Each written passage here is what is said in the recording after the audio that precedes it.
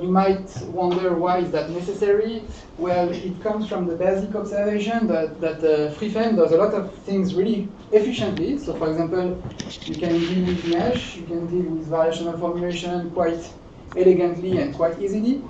But when it comes to some, let's say, slightly more advanced things, like a nonlinear problem, time-dependent problem, parallelism, well, you most often end up doing these basic things yourself.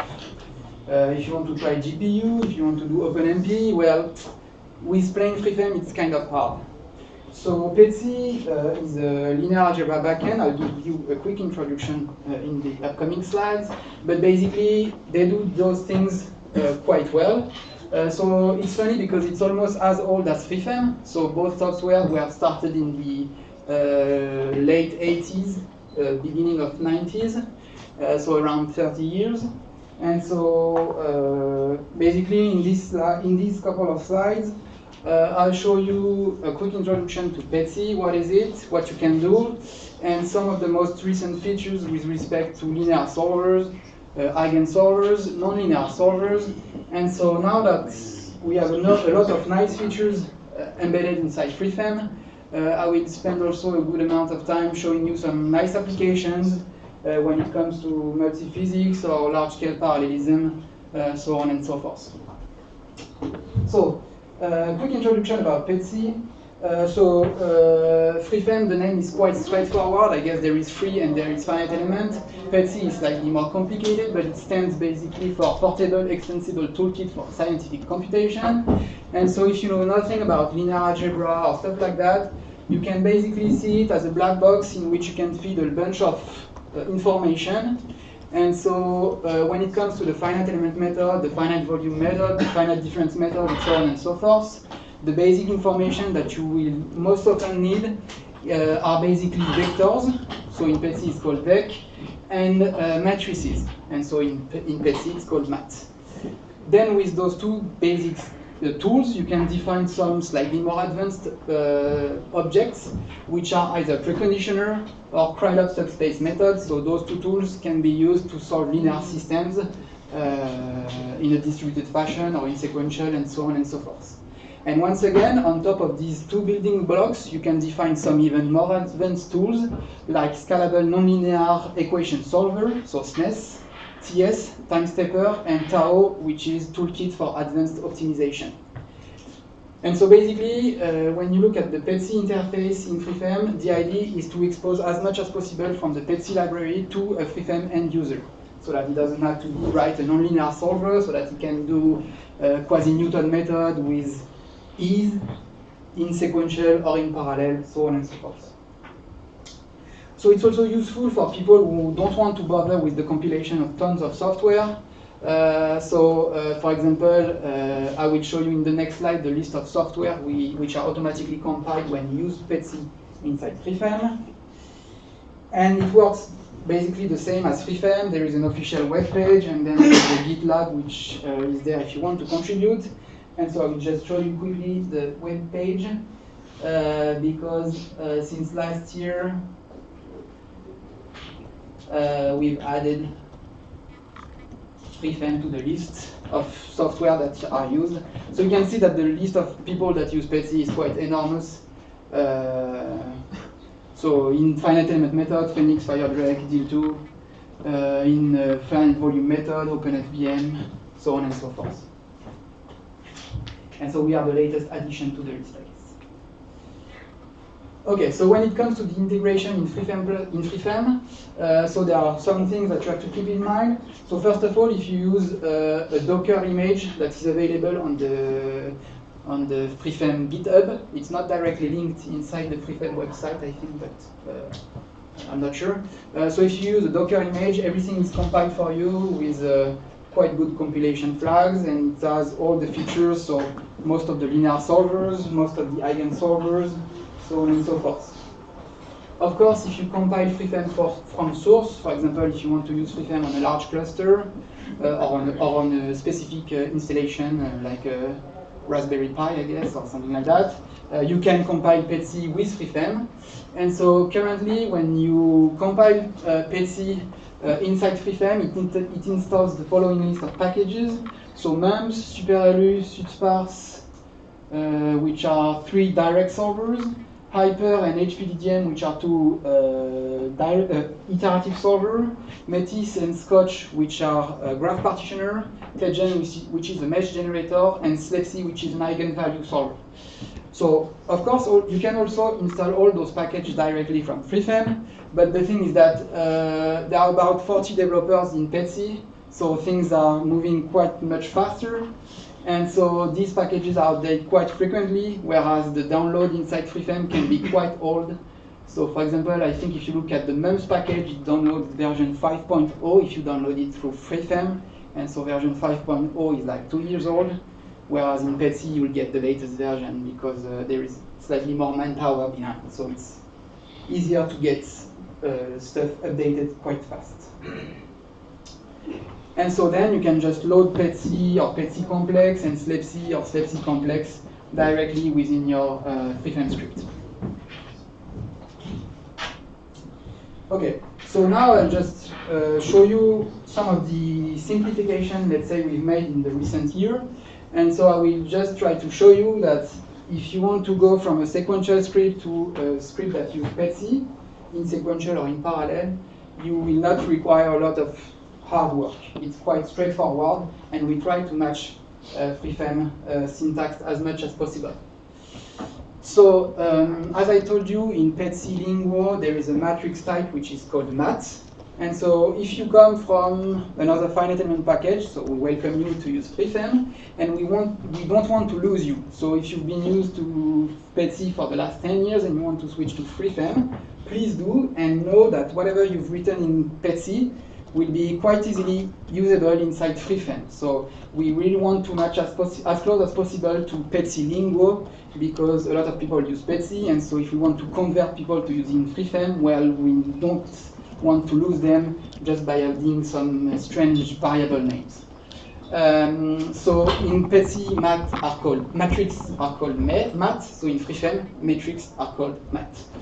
Of course, we want to stick to FreeFM syntax, so we can do a distributed or sequential PETSy matrix times vector, transpose operator, inverse transpose, Hermitian transpose, Hermitian inverse transpose, so on and so forth. So I will just show you a quick script. In practice now, it's just as easy as writing something like that. So I will just show you a really quick script. So dump.edp. So I'm defining a matrix A. So Frédéric has recently added something which is MATLAB-like to define an identity matrix of size 4x4. Then I do load PETSy. You will remember that in PETSy, matrices are called mat, so you define your mat, and then you wrap your FreeFM matrix inside a PETSy matrix. You call FreeFM MPI, dump.dp, and you're good to go. And so you can, for example, have a look at the matrix. Okay. So this is an identity matrix, and that's about it. So what's nice with PETSy, again, is that when it comes to linear algebra, they have pretty much figured everything out. And so if you want to show your matrix on screen, well, you can do that. If you are some kind of MATLAB addict and you want to dump your FreeFM matrix into MATLAB, you can just do MATLAB view ASCII MATLAB, and then you can do some MATLAB, I guess. You can just copy, paste, and you can do. Okay, so if you want to do some post-processing in MATLAB or whatever, you're covered. You're good to go. Oops, sorry. Okay. So, as I told you, a lot of people are using PETSy inside their finite element code, but there is one really cool trick about FreeFM, is that it can quite efficiently and quite nicely deal with block matrices a la MATLAB, indeed. So for example, you can define, so forget about this math, just write a plain matrix here. In FreeFEM, you can define a block matrix with, for example, a 2x2 structure, okay? And so, once again, we want to be as close as FreeFEM and also as close as possible as PETSI. And so in practice, we've added the block matrix structure to PETSI mat type. So for people who know a little bit about PETSI, it's using under the hood what is called the mat nest. And that's really nice because it's quite an efficient way to look at, for example, multi-physics problem. So I'll show you an example at the end. So for example, if you deal with Stokes equation, well, you can define one block here, which will be your vectorial Laplacian, and then you have the divergence operator and the transpose of the divergence. So again, there is no fancy trick. You don't need to have a lot of boilerplate code. You can just for example, look at this matrix that I just created. Of course, in FreeFEM, you can define a block matrix with a vector, with column vector.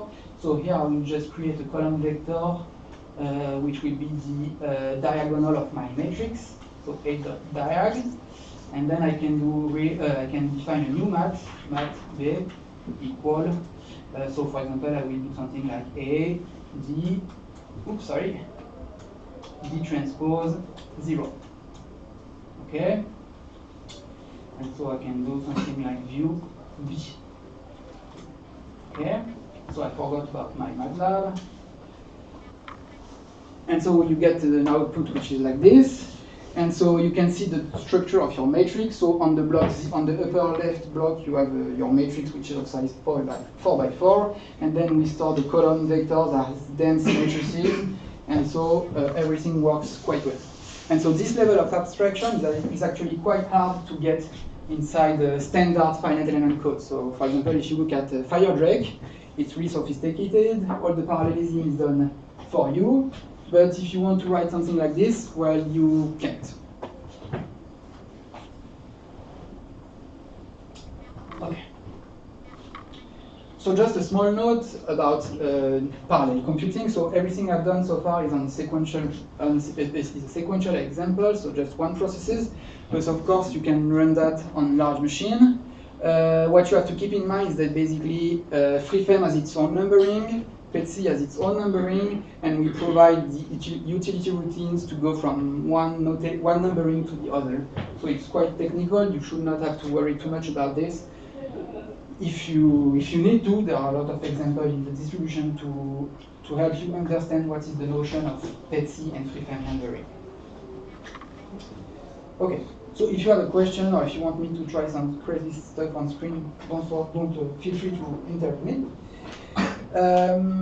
So as I told you in the beginning, PETSI is based on multiple objects. One of them is KSP, which are basically Krylov success solver. So whenever you want to solve a linear system with FreeFEM, you need to call a routine which is called set. So here I have not enough space on the screen, so the syntax is set A solver equals path solver, okay, or LU or GMRES or whatever. Well, once again, we want to be as close as what's done for FreeFEM matrix with PETSI mat. And so in practice, with PETSI mat, you can do the same. Instead of solver, you have S params. And instead the S params, you can put whatever you want. So you can put LU, you can put multigrid, you can put the computation method, you can put whatever you want. So you have a large choice of preconditioner and Krylov solvers.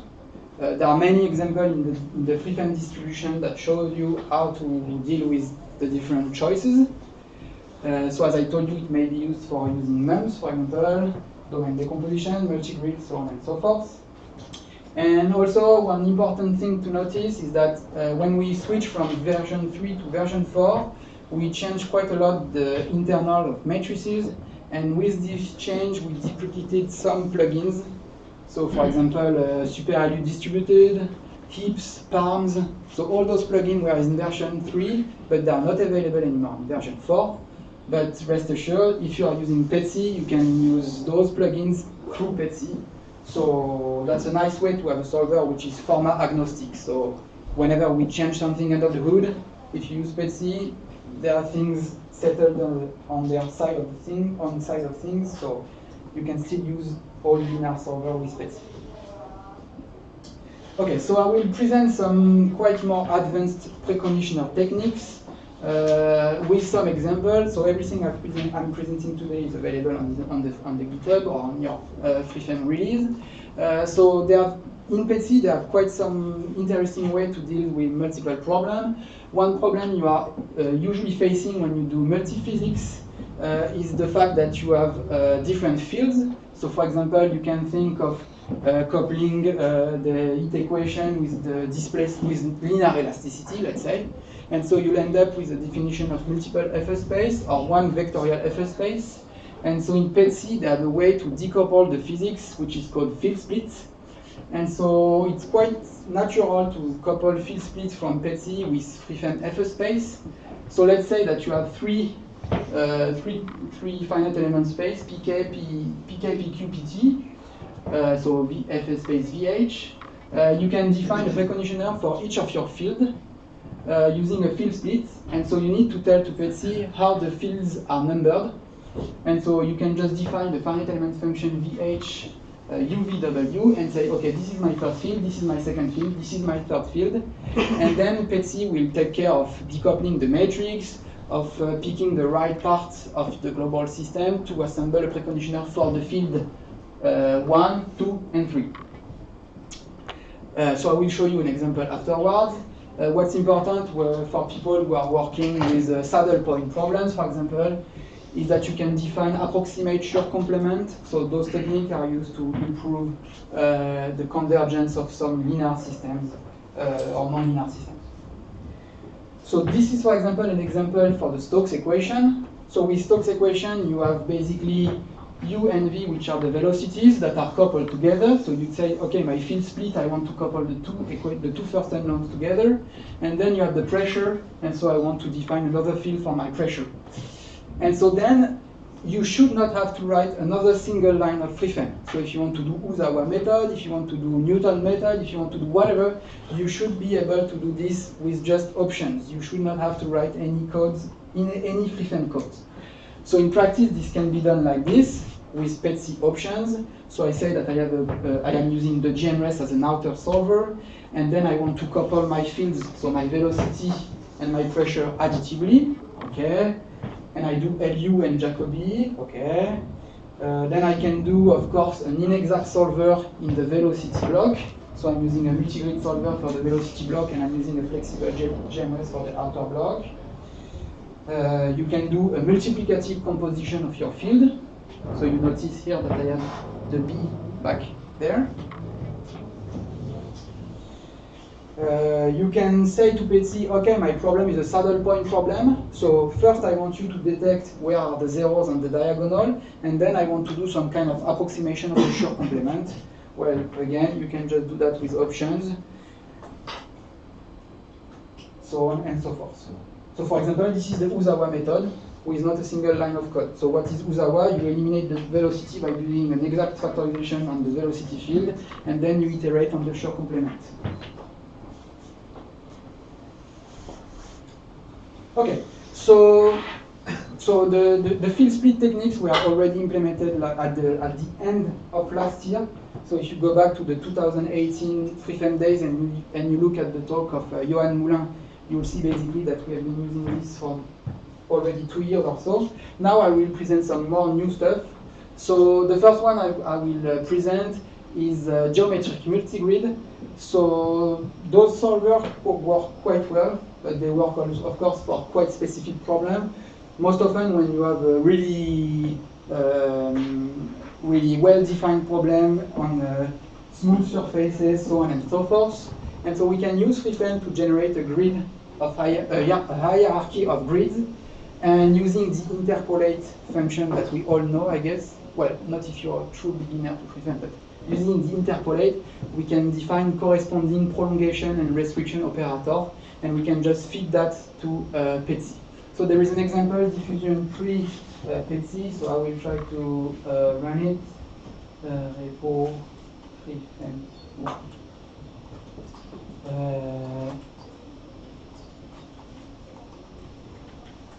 Diffusion, MG, 3, PC.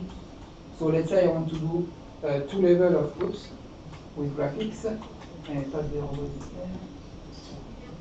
Okay, so this is FFBut, so I'm sorry, you'll have to look at this closely, but basically this is the mesh size, and so as we increase the number of levels, we will generate a finer and finer mesh. So this is with 2 level, a multi-grid method with 2 levels, this is with 3 levels, so this is getting finer. I'm not sure you can see that, but if you can... Tab F. Tab F. L. Okay, so I will try back. Oops. Okay, yeah, you can see that the mesh is being refined, FL, and so you go to level, to let's say 4 level. So of course it takes a little bit more time because you are refining your grid. FL, okay? And so of course this is only on single process, but you can run that also in parallel. Okay.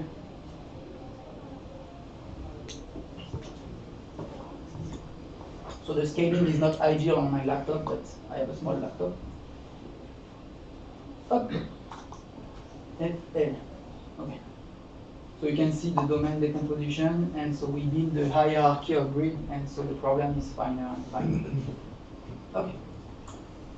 So this is, what all the examples are located in the freeframe/example/HPVDA folder. Okay. Another kind of solver is when you are looking at problems in H-curl.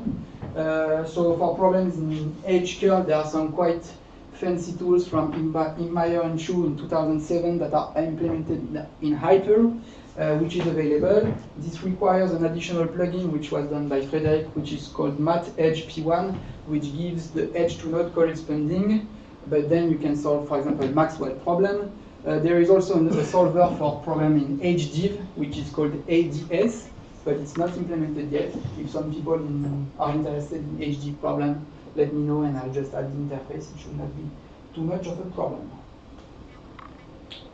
Okay, small note on eigensolver. If you use eigenvalue from freeframe, it uses RPAC, so it's not the most versatile tool. Mostly because RPAC is quite an old software, and so in practice, I've also added the interface to what is called EPS solve. So again, I want to match PETSI and SLEPSI Lingo as much as possible. If you have a SLEPSI code, you will need to call EPS solve, so you will not be lost between freeframe and SLEPSI code. And so you can solve standard, generalized, or matrix-free eigen problem. And so what's important is that for some eigenvalue problem, you need to use a preconditioner. And so under the hood, a preconditioner is nothing else than a KSP, again. And so you want to have object composability. So if you spend a ton of hours developing an efficient linear solver, and you want that linear solver to be used inside SLEPSI, well, you can just put again your set S params or whatever, your approximate your complement, and you can have a quite nice interface between both solvers. PETSI for linear solvers and SLEPSI for eigenvalue problem solvers. Ok, non-linear solvers. Ça finit à quelle heure normalement? À une demi-heure, je ne sais plus. Vous êtes censé rendre à quelle heure? 14h. 14h 14h. Ah mais j'ai commencé en retard. Oui, bah, tu commences à 15 minutes alors. 14h10. Allez. 14h10. Okay, so SNES solve. Again, I don't want to lose you in the PETSI lingo, so if you go on the PETSI webpage and you look for the manual page SNES solve, well, you'll find the SNES solve manual. I want to match what is done in PETSI inside freeframe as close as possible. It's an easy-to-use interface to quasi-Newton methods. You can handle variational inequalities on your unknown. And basically, the way you can call this is by providing two functions, one which will be used to evaluate the residual, and one will be used to update a Jacobian matrix. So you should not have to write your Newton method, because, for example, let's say, okay, you want to do a Newton method with line search, and I told you no, but you need to do trust region instead of line search. so you need to throw away all your FreeFM code. Well, this can be done with option quite easily with SNES. So I'm putting the link of the SNES manual pages for all the options you might want. So then there are more advanced solvers, which are TS for time steppers and TAO for optimization. So TS solve can be used for DAE, so differential algebraic equation or ordinary differential equation. You can do implicit, explicit, Emacs method, so Archimex, stuff like that. So don't spend your time implementing backward Euler. There are methods that are much more efficient. All algebraic, you just need to provide the Jacobian of your f and g, and everything is done for you. You should not have to worry about implementing time-stepping schemes, let's say. Okay, so I will just show you some applications now. So we ended the morning with some talks about boundary element methods. I will just show you that PETSI can be used to solve not only finite element problem, but also boundary element method equations. So this was a contribution by Pierre Marchand. So the idea is to solve your problem from BEM, preconditioned by a quite simple finite element mass matrix. So basically the idea is just to couple a BEM with a FEM matrix. So it's quite straightforward, but I just wanted to show you that you can define such tools. So it's the Cobra cavity solved at 26 gigahertz. You can see the difference between using just the H matrix, so the number of iterates, and just preconditioning by a mass matrix, which we apply something very simple like ALU. And so what's nice with PETSI is that you can get some tools, some information. So if you are into applied mathematics, you might want to have a look at the spectrum of your problem. Well, this can be generated automatically for you by PETSI. This is the solution. So nothing fancy, there are tools that can be used. So this example is not on the develop branch, it's on the BEM branch, so be careful. If you click on the link and just go to the develop branch, it won't work. This other example, again, nothing fancy, just to show you that it's really easy to interpolate PETSI with some other tools, like optimize Schwarz method. And so for this problem, we solved the overthrust benchmark at 10 Hertz. So this is what the solution looked like. So it's not there are tools again that can be used. What's important to notice here is that the problem is solved on only 512 MPI processes. So that means that the subdomains have size of around 600,000 unknowns. So if you try any kind of direct domain decomposition method with exact solver on the subdomains, it will fail because this will require a lot of memory. This is with P2 finite element. And so we use the flexibility of the multigrid method from PETSI to try to play around with the smoothers and so on to have something that is memory efficient. Okay, so radiative transfer. So Afif is in the room if you have some question. I won't go too much into the details because I'm running out of time, but basically the idea is that it's not a standard partial differential equation, it's an integral partial differential equation. So here we have a surfacing integral which is discretized using something like the discrete ordinate method. So we have some weight, so omega, and so we couple the finite element at each of the spatial nodes with some quadrature rules on the solid angle, okay? And so in practice, we end up with huge linear systems. So the figures that Frédéric gave this morning are quite old. The largest system that we solve with FreeFM is this one. So 45 billion unknowns and 24 MPI processes. And the problem has 10 to the power of 15 non-zero entries. So if you just want to solve, if you want to store the linear systems, you need around 24 petabytes of memory. So in practice, we don't do this because we don't have computers with 24 petabytes of memory. So we use a matrix-free solver with a multigrid preconditioning, so in-house solver that works quite well. So some other application of PETSI. So this is quite a new contribution from people in Kyoto University. And so they've been using FreeFM to do some additive manufacturing. So they want to do shape optimization. So they start with something which is quite not like this bridge. In practice, it's cube. Okay. Then they run their favorite structural optimization algorithm. So it iterates. So we use PETSI, FreeFEM, and MG3D. We end up with a mesh. This mesh is loaded with COMSOL, and then we print this with a 3D printer. Okay. And so, with the few minutes left that I have, I will talk about another kind of shape optimization and linear solver, which is for a problem where you have systems like Stokes equation. So this is based on the augmented Lagrangian technique. So this is the most math there will be in the presentation.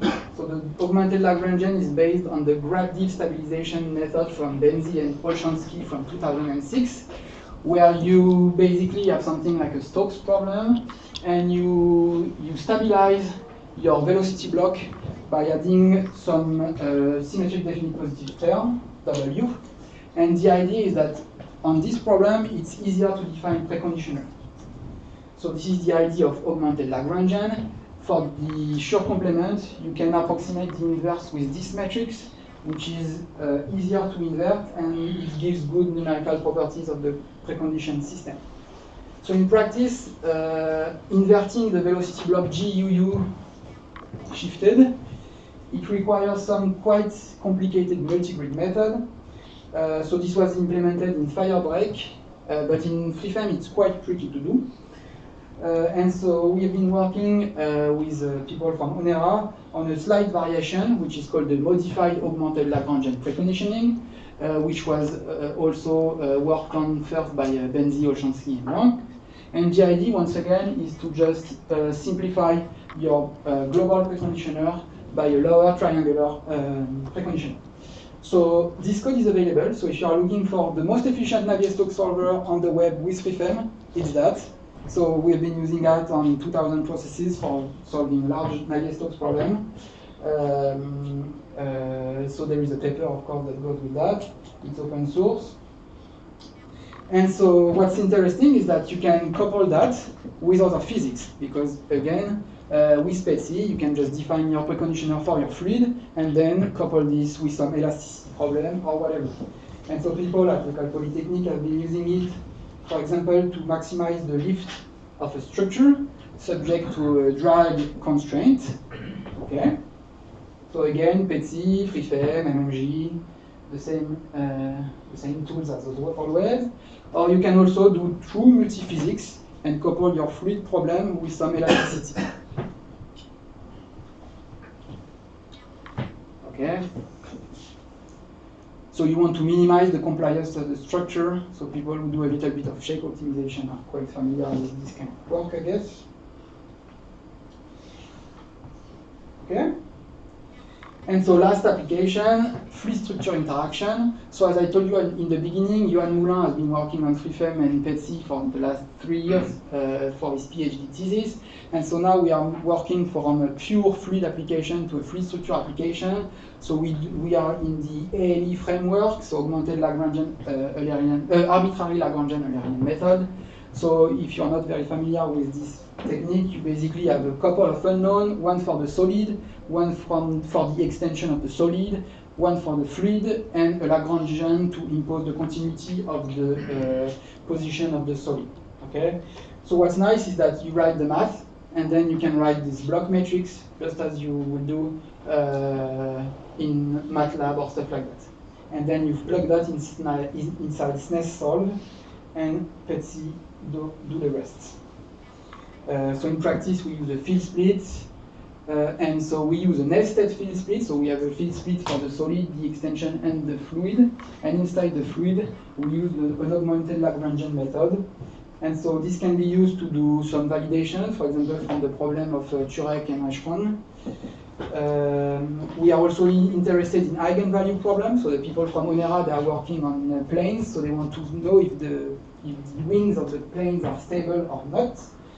And so this gives you this kind of results. So you have to imagine that we are solving the full Navier-Stokes system around the wing, and then we have interaction of the solid, which is non-linear Saint-Venant-Kirchhoff material, with the Navier-Stokes around the wing. And so in this case, the wing is stable, the plane will not crash. Okay, so some final words.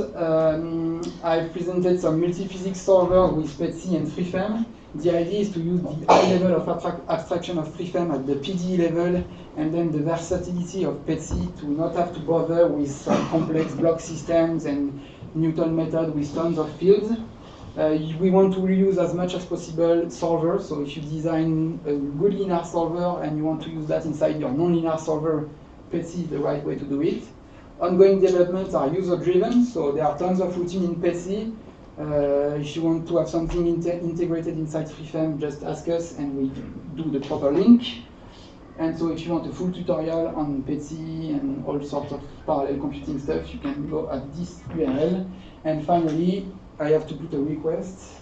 If there is a brave soul out there willing to do automatic differentiation, it will be the last step to have something really efficient, and you just write one single varef, because in practice, it's not the user job to worry about the residual and the Jacobian updates.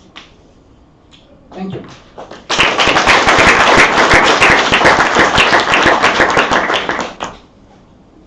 Question, remarque?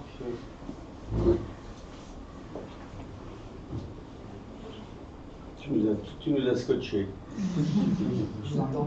Ah non. So you can do all these things with FreeFEM. That's sure. So actually, I got the shape optimization figured this morning. So if you want some more pictures, because I think it's cool.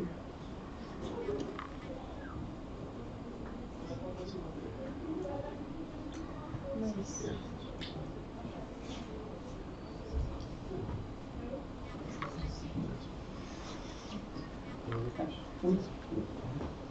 English, yes. Sure. So, do you think it's possible to use all the MATNEST and block things in PETSy with H matrix? Sure. So you can just plug in. Sure, of course. So inside, so yeah, I mean,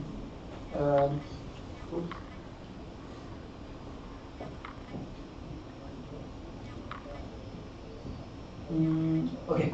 So here, I'm putting a mat, and then at each iteration of my Newton method, FreeFEM is updating the Jacobian and then giving it back to PETSy, okay?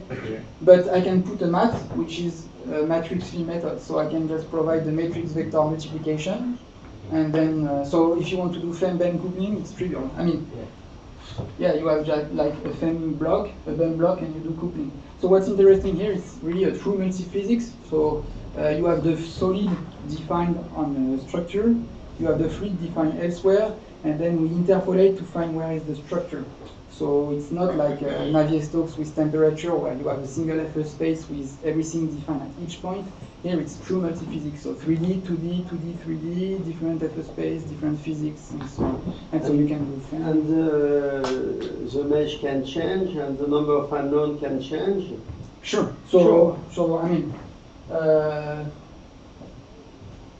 so here we have mesh adaptation, so we change the number of degrees of freedom at each iteration. Yeah,